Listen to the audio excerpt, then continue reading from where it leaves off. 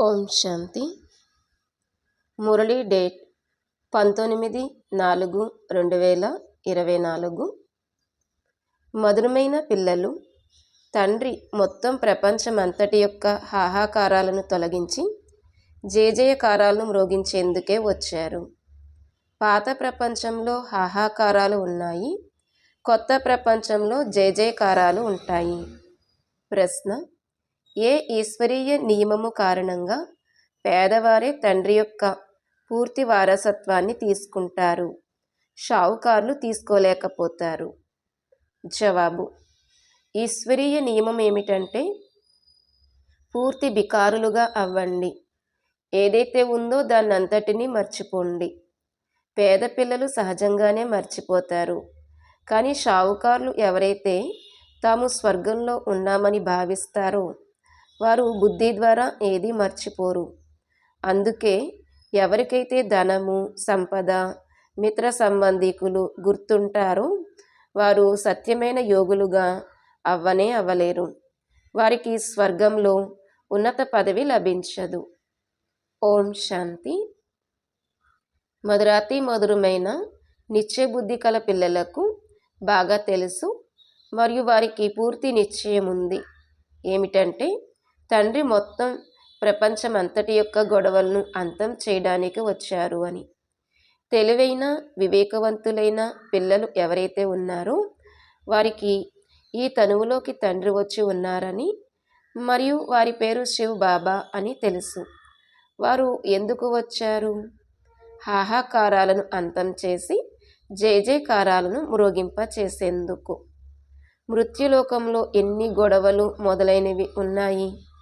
అందరూ తమ లెక్కాచారాలను తీర్చుకొని వెళ్ళాలి. అమరలోకంలో గొడవ విషయం ఏమీ లేదు. బాబా చెప్తున్నారు, అమరలోకంలో గొడవల విషయం ఏమీ కూడా లేదు. ఇక్కడ ఎన్ని హంగామాలు, హాహాకారాలు జరుగుతూ ఉంటాయి. ఎన్ని కోర్టులు, ఎందరు జడ్జీలు మొదలైన వారు ఉన్నారు. మారణ హోమాలు జరుగుతున్నాయి. విదేశాలు మొదలైన చోట్ల కూడా చూడండి, హాహాకారాలు ఉన్నాయి. మొత్తం ప్రపంచమంతటిలో గొడవలు ఎన్నో ఉన్నాయి. దీనిని పాత తమో ప్రధాన ప్రపంచము అని అంటారు. అంతా చెత్తయే చెత్త, అంతా అడవియే అడవి. అనంతమైన తండ్రి వీటన్నిటినీ అంతం చేయడానికి వచ్చారు. ఇప్పుడు పిల్లలు చాలా తెలివైన వారుగా, వివేకవంతులుగా అవ్వాలి. ఒకవేళ పిల్లల్లో కూడా గొడవలు, కొట్లాటలు జరుగుతూ ఉన్నట్లయితే ఇక తండ్రికి సహాయకులుగా ఎలా అవుతారు? తండ్రికైతే చాలా సహాయకులైన పిల్లలు కావాలి. వారు తెలివైన వారు, వివేకవంతులై ఉండాలి. తెలివైన వారు, వివేకవంతులై ఉండాలి. అలాంటి పిల్లలు కావాలి బాబాకు. వారిలో ఎలాంటి గొడవలు ఉండకూడదు. ఇది పాత ప్రపంచమని, ఇక్కడ అనేక ధర్మాలు ఉన్నాయని, ఇది తమో ప్రధానమైన వికారీ ప్రపంచమని కూడా పిల్లలకు తెలుసు. మొత్తం ప్రపంచమంతా పతితముగా ఉంది. పతిత పాత ప్రపంచంలో అన్ని గొడవలే గొడవలు. వీటన్నింటినీ అంతం చేసేందుకు, జయజయకారాలను మ్రోగించేందుకు తండ్రి వస్తారు. ఈ ప్రపంచంలో ఎంత దుఃఖము మరియు అశాంతి ఉన్నాయో ప్రతి ఒక్కరికి తెలుసు. అందుకే విశ్వంలో శాంతి కావాలి అని కోరుకుంటారు. ఇప్పుడు మొత్తం విశ్వంలో శాంతిని మానవ మాతృలు ఎవరైనా ఎలా తీసుకురాగలరు? అనంతమైన తండ్రిని రాయి రప్పల్లో ఉన్నారని అనేశారు. ఇది కూడా ఒక ఆటయే. తండ్రి పిల్లలకు అర్థం చేయిస్తున్నారు. ఇక ఇప్పుడు లేచి నిలబడండి, తండ్రికి సహాయకులుగా అవ్వండి. తండ్రి నుండి మీ రాజ్యభాగ్యాన్ని తీసుకోవాలి. ఇది తక్కువేమీ కాదు. అపారమైన సుఖము ఉంది. తండ్రి అంటారు, మధురమైన పిల్లలు, డ్రామా అనుసారంగా మిమ్మల్ని అనంతమైన తండ్రి పదమా భాగ్యశాలురుగా చేయడానికి వచ్చారు. భారతదేశంలో ఈ లక్ష్మీనారాయణులు రాజ్యం చేసేవారు. భారతదేశం స్వర్గముగా ఉండేది. స్వర్గాన్నే ప్రపంచ అద్భుతము అని అంటారు. త్రేతాయుగాన్ని కూడా ఇలా అనరు. ఇటువంటి స్వర్గంలోకి వచ్చేందుకు పిల్లలు పురుషార్థం చేయాలి. మొట్టమొదటే రావాలి. మేము స్వర్గంలోకి రావాలి, లక్ష్మిగా లేక నారాయణుడిగా అవ్వాలి అని పిల్లలు కోరుకుంటారు కూడా. ఇప్పుడు ఈ పాత ప్రపంచంలో ఎన్నో హాహాకారాలు జరగనున్నాయి. రక్తపు నదులు ప్రవహించనున్నాయి. రక్తపు నదుల తర్వాత నేతి నదులు ప్రవహిస్తాయి. దానిని క్షీరసాగరము అని అంటారు. ఇక్కడ కూడా పెద్ద కొలను తయారు చేస్తారు. తర్వాత ఒక రోజును నిశ్చితము చేస్తారు. అప్పుడు వచ్చి అందులో పాలు పోస్తారు. మళ్ళీ అందులో స్నానం చేస్తారు. శివలింగం పైన కూడా పాలు పోస్తారు. సత్యుగంలో నేతి పాల నదులు ఉంటాయని అక్కడి కోసం ఒక మహిమ ఉంది. కానీ అటువంటి విషయం ఏమీ లేదు. ప్రతి 5000 సంవత్సరాల తర్వాత మీరు విశ్వాధిపతులుగా అవుతారు. ఈ సమయంలో మీరు బానిసలుగా ఉన్నారు. తర్వాత మీరు చక్రవర్తులుగా అవుతారు. మొత్తం ప్రకృతి అంతా మీకు దాసిగా అయిపోతుంది. అక్కడ ఎప్పుడు నియమ విరుద్ధంగా వర్షం కురవద్దు, నదులు పొంగవు, ఎలాంటి విపత్తులు సంభవించవు. ఇక్కడ ఎన్ని విపత్తులు ఉన్నాయో చూడండి. అక్కడ పక్కా వైష్ణవులు ఉంటారు, వికారి వైష్ణవులు ఉండరు. ఇక్కడ ఎవరైనా శాకాహారులుగా అయితే వారిని వైష్ణవులు అని అంటారు. కానీ అలా కాదు.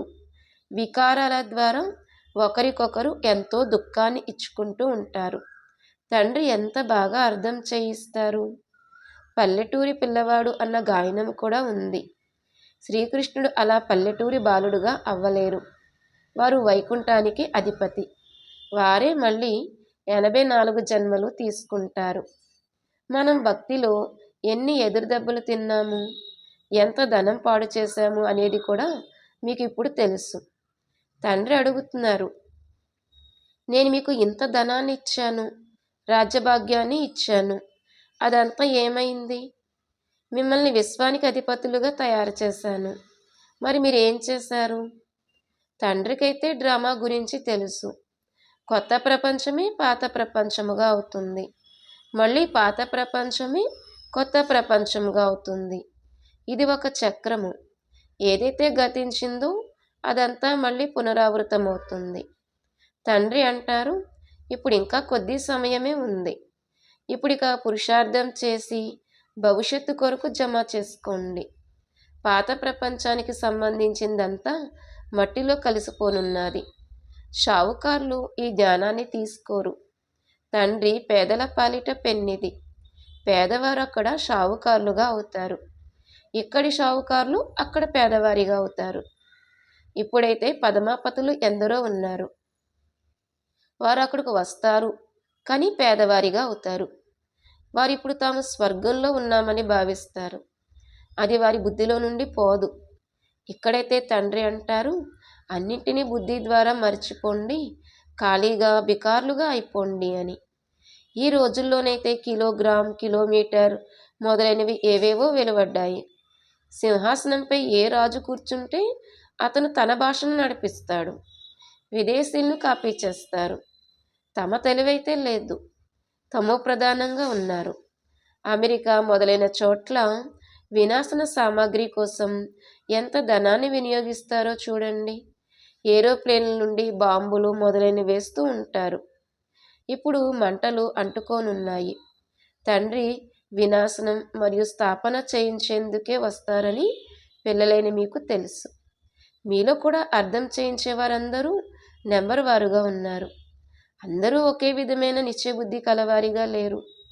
బాబా ఎలా చేశారో అలా బాబాను ఫాలో చేయాలి. పాత ప్రపంచంలో ఎందుకు కొరగాని ఈ డబ్బును ఏం చేసుకుంటారు?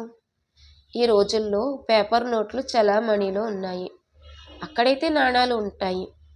బంగారంతో మహళ్ళే తయారవుతున్నప్పుడు మరి అక్కడ బంగారు నాణాలకు విలువ ఏమిటి? అక్కడంతా ఉచితంగానే ఉంటుంది. అది సతోప్రధానమైన ధరణి కదా. ఇప్పుడైతే పాతబడిపోయింది. అది సతోప్రధానమైన కొత్త ప్రపంచం, పూర్తిగా కొత్త భూమి. మీరు సూక్ష్మమతంలోకి వెళ్ళినప్పుడు సూబీరసం మొదలైనవి త్రాగుతారు. కానీ అక్కడ వృక్షాలు మొదలైనవి ఏవీ లేవు. అలాగే మూలవతనంలోనూ లేవు. మీరు ఎప్పుడైతే వైకుంఠంలోకి వెళ్తారో అప్పుడు అక్కడ మీకు అన్నీ లభిస్తాయి. బుద్ధి ద్వారా అర్థం చేసుకోండి. సూక్ష్మవతంలో వృక్షాలు మొదలైనవి ఏవీ ఉండవు. వృక్షాలు భూమిపైనే ఉంటాయి, కానీ ఆకాశంలో ఉండవు. బ్రహ్మ మహాతత్వము అన్న పేరు కూడా ఉంది, కానీ అదంతా ఆకాశమే. ఆకాశంలో ఏ విధంగా నక్షత్రాలు నిలబడి ఉన్నాయో అలా చిన్న చిన్న ఆత్మలైన మీరు కూడా ఎంతోమంది నిలబడి ఉన్నారు. నక్షత్రాలు చూడ్డానికి పెద్దగా ఉంటాయి, అలాగని బ్రహ్మ మహాతత్వంలో కూడా పెద్ద పెద్ద ఆత్మలు ఉంటాయని కాదు. ఇది బుద్ధి ద్వారా అర్థం చేసుకోవాలి. విచార సాగరమంతనం చేయాలి. కాబట్టి ఆత్మలు కూడా పైన నిలబడి ఉంటాయి. అవి చిన్న బిందువులు. ఈ విషయాలన్నింటినీ మీరు ధారణ చేయాలి. అప్పుడే ఇతరులు ఎవరి చేతనైనా ధారణ చేయించగలుగుతారు. టీచర్కు తప్పకుండా ముందు తెలిసి ఉంటుంది, అప్పుడే ఇతరుల చేత చదివిస్తారు కదా, లేకపోతే వారు టీచర్ ఎలా అవుతారు? కానీ ఇక్కడ టీచర్లు కూడా నెంబర్ వారుగా ఉన్నారు. పిల్లలైన మీరు వైకుంఠాన్ని కూడా అర్థం చేసుకోగలుగుతారు. మీరు వైకుంఠాన్ని చూడలేదని కాదు, చాలామంది పిల్లలు సాక్షాత్కారాల్లో చూశారు. అక్కడ స్వయంవరం ఎలా జరుగుతుంది, ఏ భాష ఉంటుంది, అవన్నీ చూశారు. చివరిలో కూడా మీకు సాక్షాత్కారాలు కలుగుతాయి. కానీ ఎవరైతే యోగయుక్తులుగా ఉంటారో వారికే అవి కలుగుతాయి. ఇకపోతే ఎవరికైతే తమ మిత్ర సంబంధికులు, ధన సంపదలు మొదలైనవి గుర్తుకొస్తూ ఉంటాయో వారు ఏం చూస్తారు? సత్యమైన యోగులే అంతిమం వరకు ఉంటారు. వారిని చూసి తండ్రి సంతోషిస్తారు. పూల ద్వారానే తోట తయారవుతుంది. ఎంతోమంది అయితే 10-15 సంవత్సరాలు ఉండి కూడా వెళ్ళిపోతారు. వారిని జిల్లేడు పుష్పాలు అని అంటారు. చాలా మంచి మంచి కుమార్తెలు ఎవరైతే మమ్మా బాబా కోసం కూడా డైరెక్షన్లు తీసుకువచ్చేవారో, ఎవరైతే డ్రిల్ చేయించేవారో వారు ఈరోజు లేరు. మాయ చాలా శక్తివంతమైనదని కుమార్తెలకు కూడా తెలుసు, అలాగే బాప్దాదాకు కూడా తెలుసు. ఇది మాయతో జరిగే గుప్తమైన యుద్ధము, ఇది గుప్తమైన తుఫాను. బాబా అంటారు, మాయ మిమ్మల్ని ఎంతగానో హైరాణ పరుస్తుంది.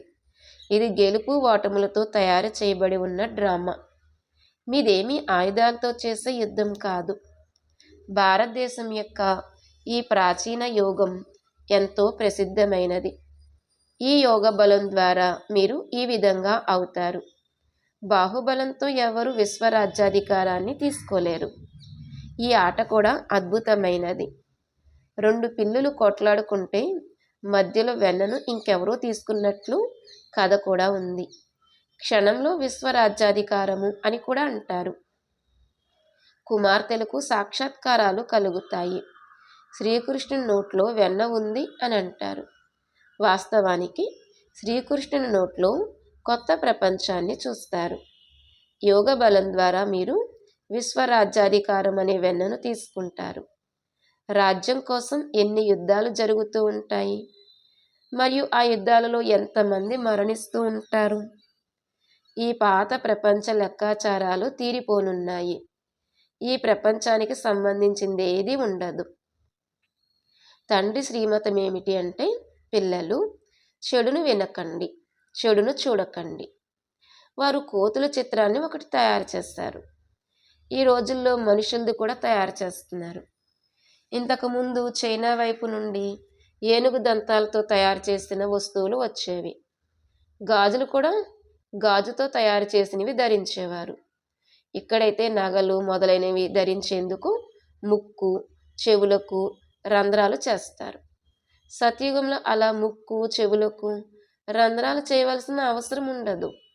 ఇక్కడ మాయ ఎలా ఉంది అంటే, అది అందరి ముక్కు చెవులను కోసేస్తుంది. పిల్లలైన మీరు ఇప్పుడు స్వచ్ఛంగా అవుతారు. అక్కడ ప్రకృతి సిద్ధమైన సౌందర్యం ఉంటుంది. అక్కడ ఎటువంటి ఆభరణాలు ధరించవలసిన అవసరం ఉండదు. ఇక్కడైతే శరీరమే తమో ప్రధానమైన తత్వాలతో తయారవుతుంది. అందుకే రోగాలు మొదలైనవి ఉంటాయి. అక్కడ ఈ విషయాలేవి ఉండవు. ఇప్పుడు మీ ఆత్మకు ఎంతో సంతోషం ఉంది. మమ్మల్ని అనంతమైన తండ్రి చదివించి నరు నుండి నారాయణుడుగా మరియు అమరపురికి అధిపతులుగా తయారు చేస్తున్నారు అని. అందుకే అతీంద్రియ సుఖం గురించి తెలుసుకోవాలి అంటే గోపగోపికలను అడగండి అనే గాయనం కూడా ఉంది. భక్తులకు ఈ విషయాల గురించి తెలియదు. మీలో కూడా చాలా సంతోషంగా ఉంటూ ఈ విషయాలను స్మరిస్తూ ఉండే పిల్లలు చాలా కొద్దిమందే ఉన్నారు. అబలలపై ఎన్ని అత్యాచారాలు జరుగుతూ ఉంటాయి. ద్రౌపది గురించి ఏదైతే చెప్తూ ఉంటారో అదంతా ఇప్పుడు ప్రత్యక్షంగా జరుగుతుంది. ద్రౌపది ఎందుకు పిలిచింది? ఇది మనుషులకు తెలియదు. మీరందరూ ద్రౌపదిలేనని తండ్రి అర్థం చేయించారు. స్త్రీలు సదా స్త్రీలుగానే అవుతారని కాదు, 2 సార్లు స్త్రీలుగా అవ్వగలరు, అంతకన్నా ఎక్కువ కాదు. బాబా రక్షించండి, మమ్మల్ని దుశ్శాసనులు వికారాల కోసం హైనానా పరుస్తున్నారు అని మాటలు పిలుస్తారు. దీనిని వేశ్యాలయము అని అంటారు. స్వర్గాన్ని శివాలయము అని అంటారు. వేశ్యాలయము రావణుడి ద్వారా స్థాపించబడింది. శివాలయము శివబాబా ద్వారా స్థాపించబడింది. మరియు వారు మీకు జ్ఞానాన్ని కూడా ఇస్తారు. తండ్రిని నాలెడ్జ్ఫుల్ అని కూడా అంటారు. నాలెడ్జ్ఫుల్ అంటే వారు అందరి హృదయాల్లో ఏముందో తెలిసినవారు అని కాదు. దానివల్ల లాభం ఏముంది? తండ్రి అంటారు, ఈ సృష్టి ఆది మధ్యాంత జ్ఞానాన్ని నేను తప్ప ఇంకెవరూ ఇవ్వలేరు. నేనే కూర్చుని మిమ్మల్ని చదివిస్తాను.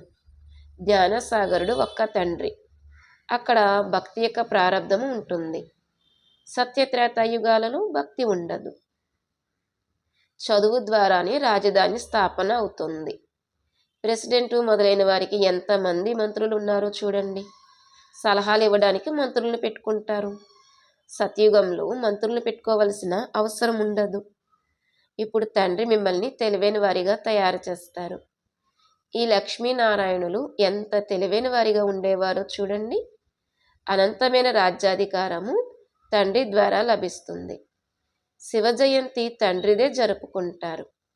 తప్పకుండా శివబాబా భారతదేశంలోకి వచ్చి విశ్వానికి అధిపతులుగా తయారు చేసి వెళ్ళారు. ఇది లక్షల సంవత్సరాల విషయం కాదు, ఇది నిన్నటి విషయమే. అచ్చా, ఎక్కువేమీ అర్థం చేయించాలి? తండ్రి మన్మనాభవ అని అంటారు.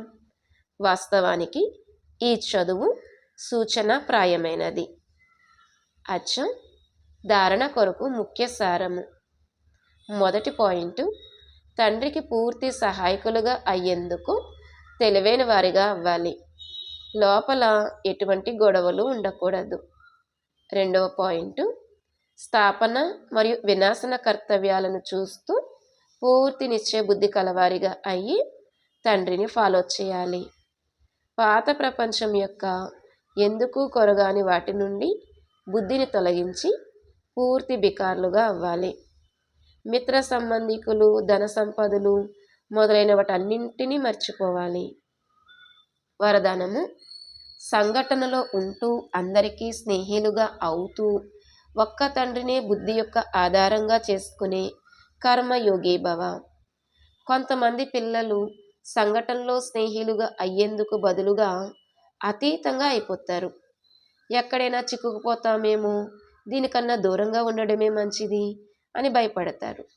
కానీ అలా కాదు. 21 జన్మలు పరివారంలో ఉండాలి. ఒకవేళ భయపడి పక్కకు తప్పుకున్నట్లయితే ఇవి కూడా కర్మ సన్యాసుల సంస్కారాలు అయినట్లే. కర్మ యోగులుగా అవ్వాలి, కర్మ సన్యాసులుగా కాదు. సంఘటనలో ఉండండి, అందరికీ స్నేహిలుగా అవ్వండి, కానీ బుద్ధి యొక్క ఆధారం ఒక్క తండ్రి అవ్వాలి. ఇతరులెవ్వరూ అవ్వకూడదు. బుద్ధిని ఏ ఆత్మ యొక్క తోడు కానీ, గుణము కానీ, లేక విశేషత కానీ ఆకర్షించకూడదు. అప్పుడే కర్మయోగి పవిత్ర ఆత్మ అని అంటారు. స్లోగన్: బాప్దాదాకు కుడి భుజంగా అవ్వండి, ఎడమ భుజంగా కాదు. ఓం శాంతి.